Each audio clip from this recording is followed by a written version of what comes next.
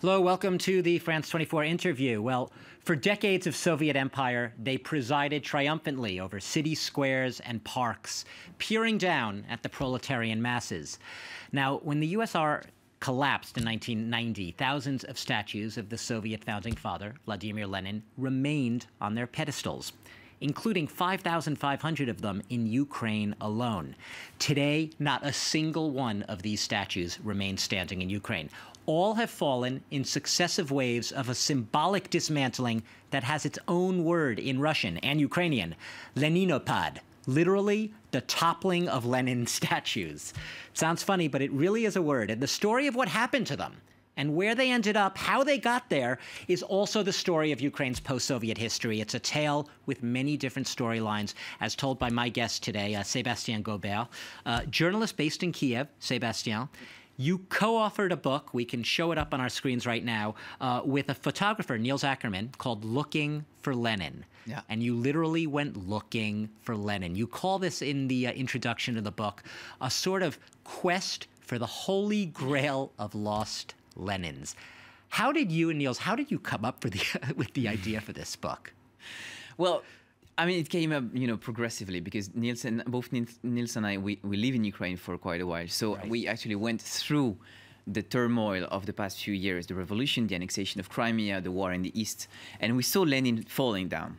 You literally saw people toppling these statues. Yeah, we literally did. And of course, it was everywhere in the media, everyone was talking about it. And then at some point, Lenin just vanished, Before it used to be everywhere, and then at some point just disappeared from the urban space, and no one cared. No one cared about it. No one missed them at all. Yeah, so one day in August 2015, Niels came to me and said, "Seb, where is Lenin?" And he said, "Where's Lenin?" Yeah, and we went on to look for one specific statue that used to stand in the very center of Kiev.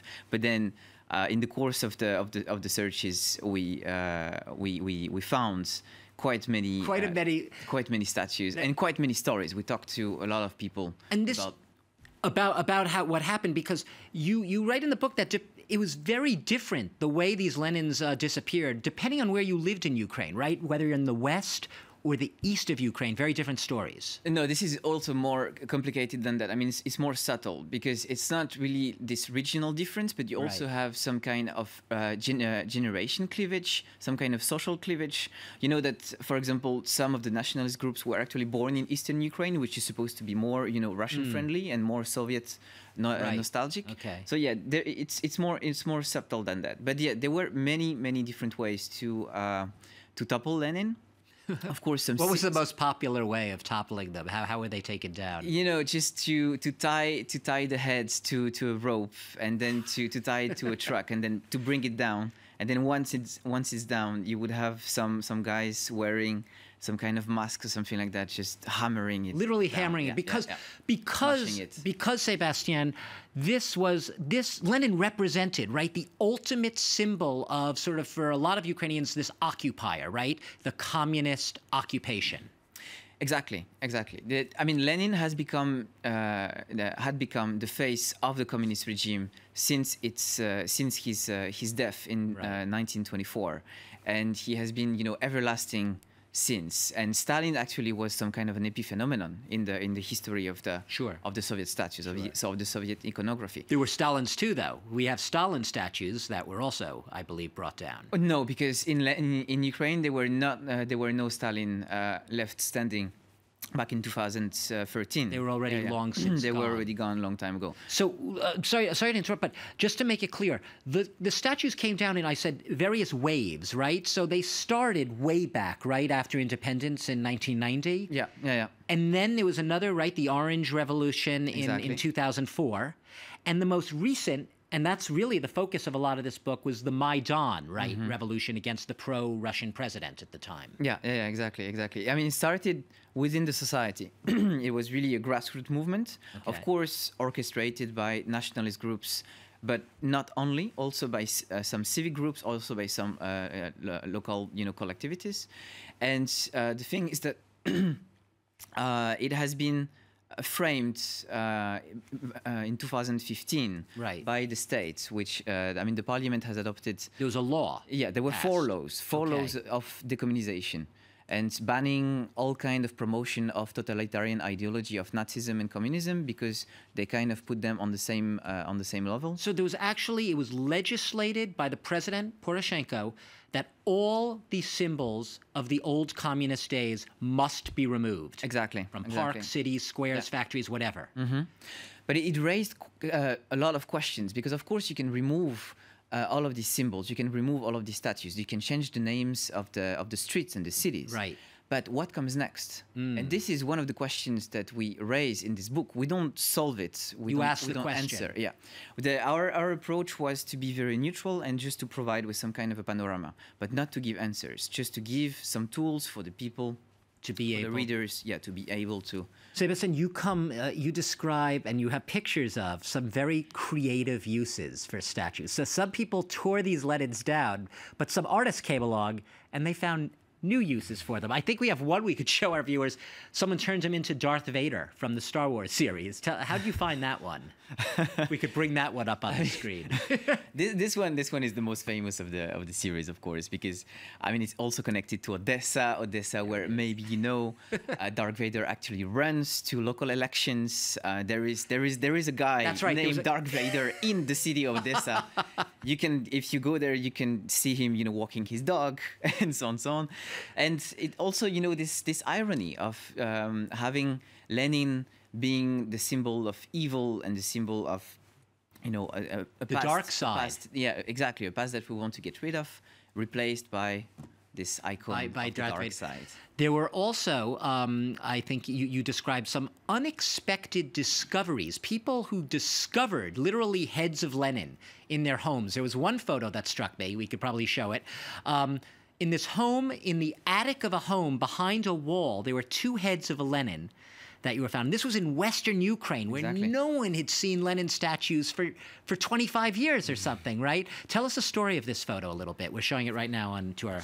Well, actually, we learned the story with the guy who discovered the statues. I mean, he was just trying to restore the house to make it a kind of hotel restaurant, and then he tore down this wall, and there were these statues. No idea they And were there. before, it used to be the trade union house. Okay. So it's easy to imagine that the trade union the union actually put it there, just to preserve it, or maybe in case the regime would change again. And in case the communists They'd bring would it come back. Keep your Lenins just in case. just you never in case, know. exactly. We found quite some statues with that kind of stories. I found that fascinating. And in some villages also, people try to make money off of their old Lenin statues, right? There was a village I think you talked about where they've been trying to sell their Lenin statue for $15,000. Exactly, They yeah. can't find a buyer. I'm not sure if we have that picture, but it was a really good one. I think he was a blue statue of a Lenin. Yeah, or blue and yellow. in the Blue and Ukrainian yellow, yeah. colors. Which is also one of the transformations of Lenin, because blue and yellow, these are the colors of the national flag. And this is also one of the ways to Ukrainize Lenin. And for some people, it has been, quite ironical, like to some kind of a way Right. to humiliate your enemy, but also a way to preserve the statue. Because actually, if Lenin becomes Ukrainian, Right. then you have less reasons to destroy it. Of course. So And you this idea of selling it to make Lenin useful, to make Lenin profitable, and to make him finally socialist in Right. some sense, because the money, these $15,000. The guy still didn't sell the statue, but Still looking. At the beginning, he really wanted to use the money to pay for a new kindergarten, for a new place for the kids. I'll just note that sometimes these statues are melted down. Sometimes they're stolen. They melt them down for the metal, right? And they remake them. So we had one sculpture, I think they just took the head and they put it on a spider's frame or something, which I found interesting. This is the head of the Lenin that used to stand in the center of Kiev and that justified our quest at the very beginning. I see. The famous Lenin statue. Exactly. That And was- and Niels and we've been looking for the body of the statue. And you haven't found it? For a year and a half. No, it disappeared. It got stolen. Although it's a very, very precious stone. Actually, it was. The thumb Napoleon here in Paris. Same stone. Is made of the same this stone. Was one, so they sometimes they were cheap material, but sometimes they were made of very, very precious stone and very expensive material. Finally, I just want to show our viewers, it's not always the whole statue of Lenin, right? They have museums throughout Ukraine where they have maybe a hand or a piece of an elbow, right? Maybe we could show a picture of that.